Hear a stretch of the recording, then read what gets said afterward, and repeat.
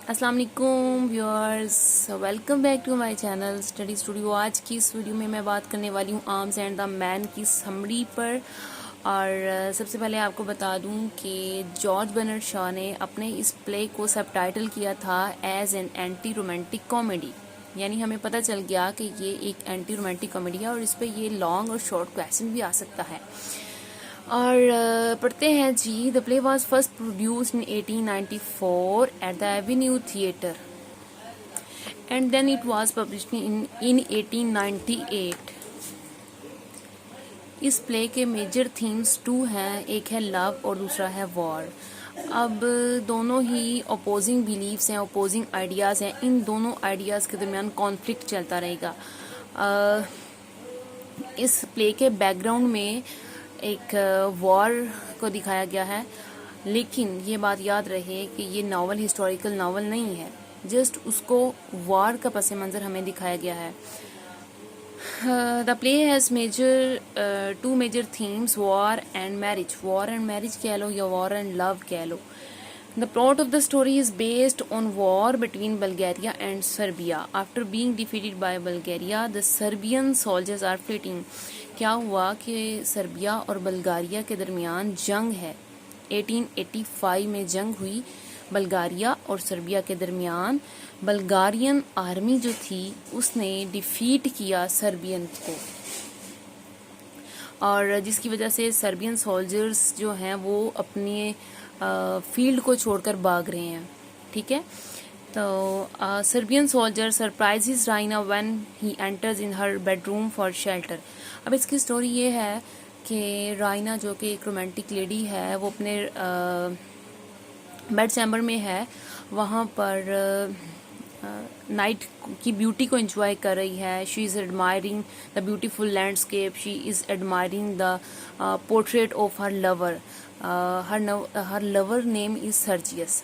ठीक है, और अचानक से क्या है कि एक सर्बियन सोल्जर जिसका नाम होगा ब्लंचली, वो उसके रूम में एंटर होगा।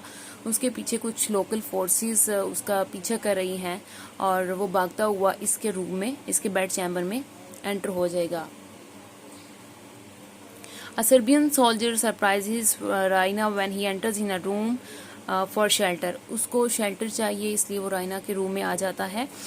राइना is admiring the beautiful landscape, वो हो गया। Her mother brings her the exciting news that Sergius, her lover, has lead the Bulgarian army that force the Serbians to leave the battlefield. वो मैंने आपको बता दिया कि राइना की मदर उसके रूम में आती है, उसे बताती है कि उसका लवर, उसका फियांस भी है, और उसने चूंकि बल्गारियन आर्मी को लीड किया है, कैवलरी चार्ज उसके पास था और उसने आर्मी को लीड किया है, जिसकी वजह से सर्बियंस को उसने डिफीट कर दिया है और बल्गारिया को फतह हासिल हो गई है।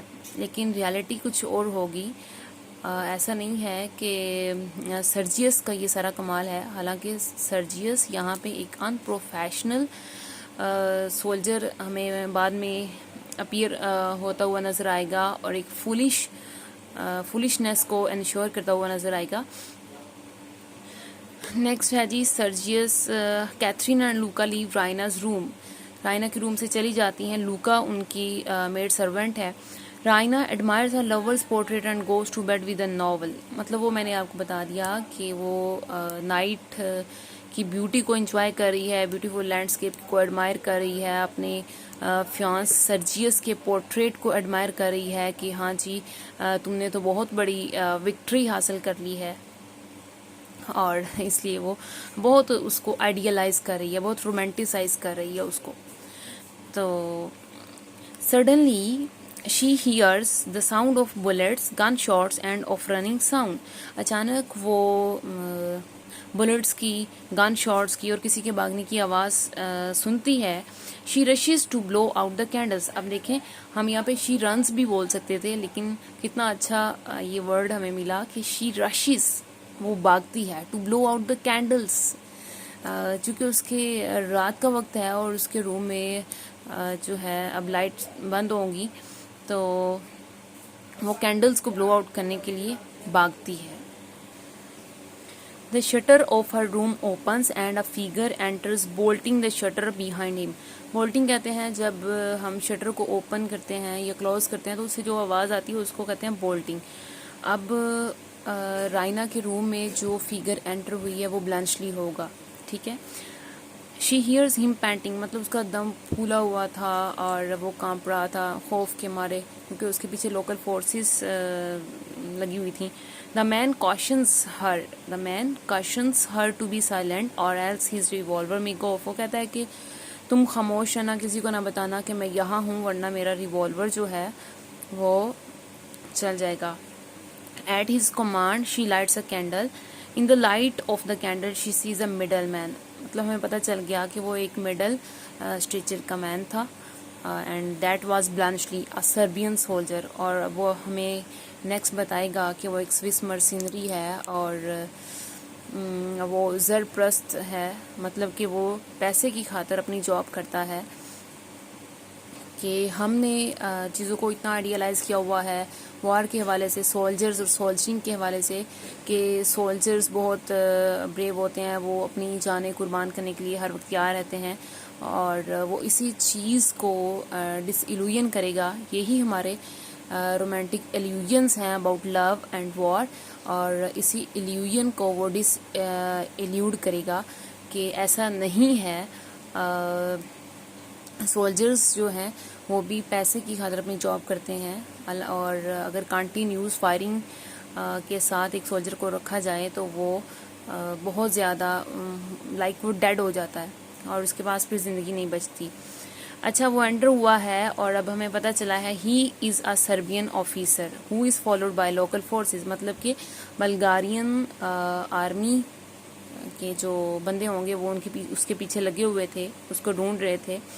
He wants her not to reveal his presence. वो उसे कहता है कि मेरी प्रेजेंस के बारे में तुम किसी को ना बताना।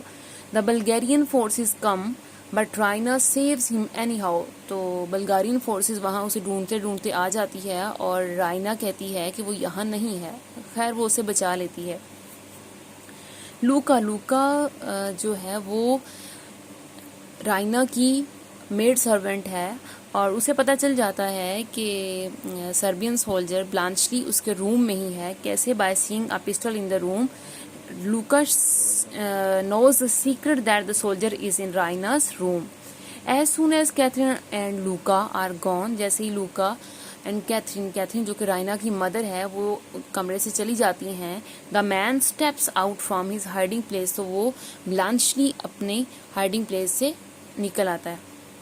He thanks Raina for saving her. She presumes he is one of those Austrians who were helping the Serbs to destroy the liberty of Bulgarians. यहाँ पर मैं आपको बता दूं कि सर्बिया और बल्गारिया के दरमियान जो जंग हुई थी उस वक्त बल्गारिया को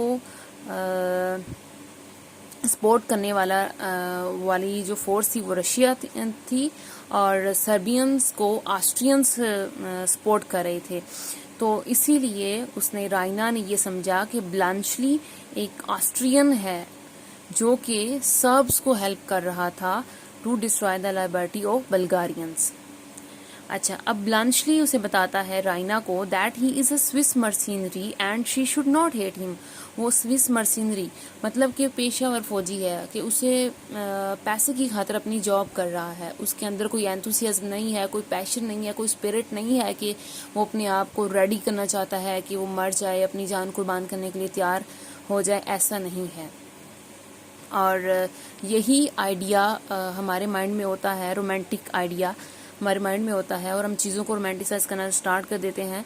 और इस चीज़ को ब्लांचली के थ्रू जीबी शॉ ने हमारे जितने भी रोमांटिक एल्यूजन्स हैं about love, about life, about war, उन सबको डिसइल्यूड किया है और हमें रियलिटी हमारे आगे रियलिटी को रख दिया है कि हमें किसी भी चीज़ को इतना ज़्यादा आइडियलाइज नहीं करना चाहिए। He is tired and goes to sleep in Raina's bed. अभी ये क्वेश्चन में भी आ सकता है शॉर्ट में कि ब्लांचली जो था वो कहाँ सोया था, तो वो राइना के बेड चैम्बर में ही सो गया था। He has chocolates in his coat pockets. उसकी पॉकेट्स में चॉकलेट्स थी कुछ. Bluntschli tells Raina that the older soldiers carry food and the younger ones carry ammunition. अब राइना ने सर्जियस जो कि उसका फियांस भी था, उसका लवर भी था, और उसके बारे में उसने बहुत आइडियलाइज कर रखी थी चीज़ें कि उसने डिफीट कर दिया है सर्बियन आर्मी को, और वो उसको हीरो कहती है, किंग कहती है, जबकि सर्जियस उसे अपनी क्वीन कहता है. तो ये सारी चीज़ें आइडियलिस्टिक हो गई. ठीक है, लेकिन लव के बारे में भी अगर देखा जाए, वो इतना उसे लव करती थी, इतना आइडियलाइज करती थी उस हीरो को, कि जो कि बाद में लूका, जो कि राइना की मेड सर्वेंट थी, उसको उसके साथ फ्लर्ट करता है, और उसके लिए लव जो है वो मैटर ही नहीं करता. मतलब इसी चीज़ को ब्रेक किया है. इस मतलब हमने जितनी चीज़ों को आइडियलाइज कर लिया है, जीबी शॉ ने इसी के ज़रिए क्या किया है, एक्सपोज किया है the romantic notions of about love and war, romantic and idealistic notions. हम कह सकते हैं कि GB Shaw has exposed and ridiculed the hollowness of romantic idealization of life. He also laughed at the romantic illusions of love and war. ठीक है. He tells Raina that older soldiers carry food and younger ones carry ammunition.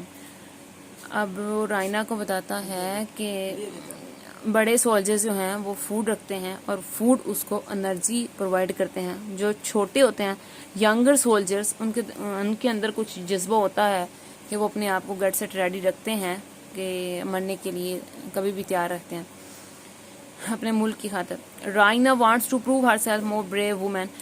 He tells her about the realities of war in which a man is bound to be a nervous wreck. Nervous wreck कहते हैं very worried person को. और वो कहता है कि if he has been under fire for 3 whole days, कहता है कि अगर एक फौजी को, एक सोल्जर को 3 दिन मुसलसल अंडर फायर रखा जाए तो क्या होगा, वो नर्वस रैक हो जाएगा, यानी बहुत ज़्यादा परेशान हो जाएगा, और उसकी जो लाइफ है वो बिल्कुल ख़त्म हो जाएगी. राइना रिटॉर्ट करती है. राइना को तो बहुत सर्जियस के ऊपर बहुत ज़्यादा प्राइड है कि सर्जियस तो एक बड़ा हीरो है, एक बहुत करेजियस और ब्रेव सोल्जर है. वो कहती है कि Bulgarian soldiers don't buckle under such stress, कि बल्गारियन सोल्जर्स तो ऐसे स्ट्रेस को मानते नहीं है, वो झुकते नहीं है. Bluntschli disagrees and gives her his views on under the influence of continuous firing. फिर मजीद ब्लांचली उसे बताता है कि that only young soldiers charge wildly without realising they can be shot easily. मतलब वो कहता है कि जो यंग सोल्जर्स होते हैं उन्हें कोई परवाह नहीं होती अपनी जान की, वो अपनी जान कुर्बान करने के लिए तैयार हो जाते हैं. तो राइना जो कि सर्जिस के बारे में इतना रोमांटिसाइज्ड व्यू रखती है, इतना रोमांटिक एल्यूइन है उसको regarding Sergius love, Sergius bravery and Sergius courageousness. तो वो कहती है कि नहीं, कि मेरा जो सोल्जर है वो तो बहुत ब्रेव है. तो वो यहाँ से मैं कहती हूँ, वो बहुत इंसिस्ट करती है कि Raina insist that the leader was certainly not a coward and she is eager to get more detail description about Sergius action. वो उससे इंसिस्ट करती है कि मुझे बताओ सर्जियस के एक्शन के बारे में, कि वो तो बहुत ब्रेव है. She is breathless with anticipation. मतलब उसे उम्मीद भी है कि सर्जियस जो है वो बहुत ब्रेव है, बहुत अच्छा है. उसकी वेलर के बारे में वो बहुत प्राउड फील करती है, लेकिन वो ब्रेथलेस हो जाती है, दम तोड़ देती है. उसे ये भी लगता है कि कहीं ऐसा ना हो कि ये झूठ हो. ये सारा सस्पेंस मतलब शो करता है ये sentence. At Raina's demand Bluntschli describes him vividly. अब ब्लंचली सर्जियस के बारे में उसे बताएगा. He did it like an operatic tenor a regular handsome. ये कोटेशन है जो मैं यहाँ से आपको दिखाती हूँ. He did it like an operatic tenor, a regular handsome fellow with flashing eyes and lovely mustache, shouting his war cry and charging like Don Quixote at the windmills. We did laugh.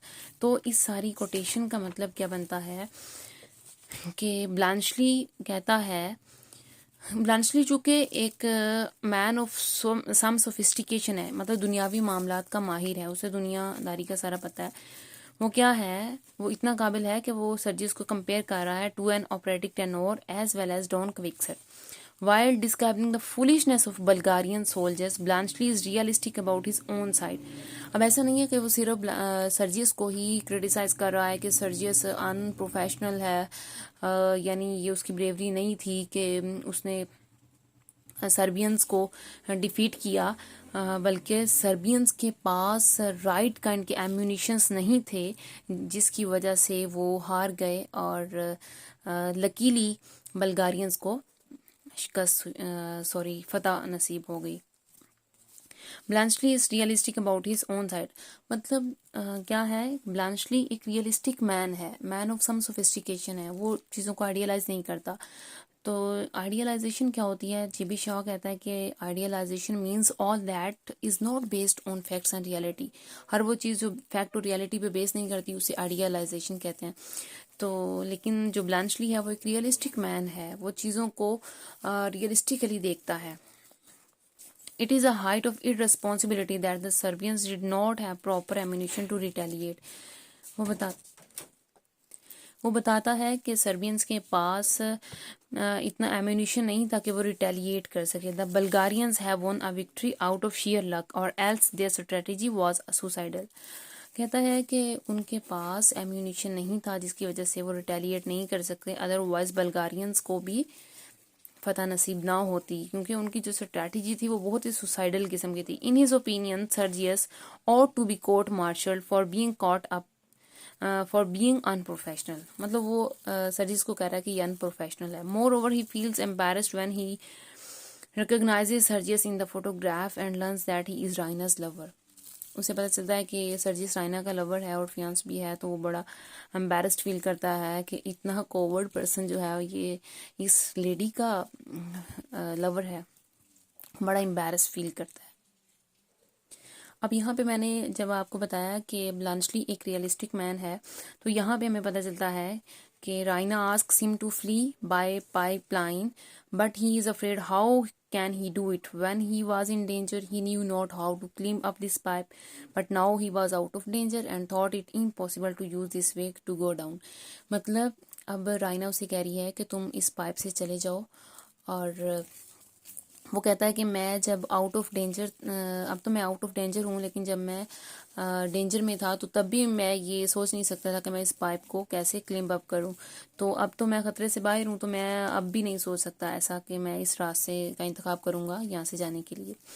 अब यहाँ से हमें पता चलता है कि soldiers जिनके बारे में हम ये ख्याल करते हैं कि वो बहुत करेजियस होते हैं, वो बहुत ब्रेव होते हैं, उनकी वेलर की बड़ी बड़ी कहानियाँ होती हैं, हमने ये चीज़ें रोमांटिसाइज की होती हैं, आइडियलाइज की होती हैं.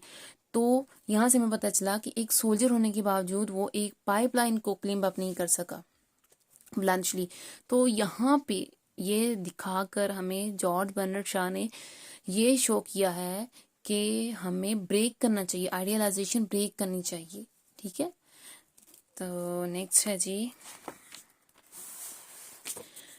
When he is about to leave, मतलब अब ब्लंचली जाने वाला था, तो राइना wants to impress him by saying that if he had knocked her door for shelter she would have given him.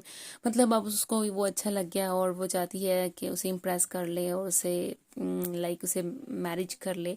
तो अभी देखें राइना का भी जो राइना जो कि इतना लव करती थी सर्जी से, अब उसका भी अटेंशन जो है वो डाइवर्ट हो गया किसकी तरफ, ब्लांचली की तरफ.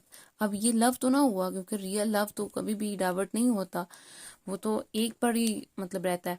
तो यहाँ पर जीबी शॉ ने दोबारा से हमें ये बता दिया, शो कर दिया, एक्सपोज कर दी hollowness of the romantic love. She gives him her daddy's old coat to go out safely and puts her photo in one of the pockets of the coat. और उसे अपने डैड का एक coat देती है और उसमें अपनी फ़ोटोग्राफ रख देती है. फ़ोटोग्राफ पे वो लिखती है to my chocolate cream soldier. यहाँ पे आपसे पूछा जा सकता है कि राइना ब्लांचली को क्या कहती है, अपनी फ़ोटो पर क्या लिख के देती है. वो लिखती है to my chocolate cream soldier. He received a telegram after the death of his father which tells a huge property now goes to him. तो अब क्या है, ब्लांचली बहुत अमीर हो गया है and now he can marry a girl of his dreams. Meanwhile, Sergius comes in Raina's home and flirts with her maid servant Luca. अब सर्जियस जब वापस आता है जंग से तो वो उसकी मेड सर्वेंट जो कि लूका है उससे फ्लर्ट करना स्टार्ट कर देता है. अब उसका भी लव देखें, राइना से मोहब्बत करता करता उसको अपनी क्वीन कहता था और अब उसका लव किसकी तरफ डाइवर्ट हो गया, लूका की तरफ, यानी वो फ्लर्ट ही निकला. इसका मतलब है कि लव को भी आइडियलाइज नहीं करना चाहिए ना. तो यही चीज़ उसने जीबी शॉ ने ब्रेक की है कि हमें आइडियलाइज नहीं करना, इतना रोमांटिसाइज नहीं करना चीज़ों को. लूका convinces him to marry her by using psychological instinct. अब लूका उसको अल्योर करती है कि वो मुझसे शादी कर ले. राइना rebukes Sergius and he gets ready to marry Luka.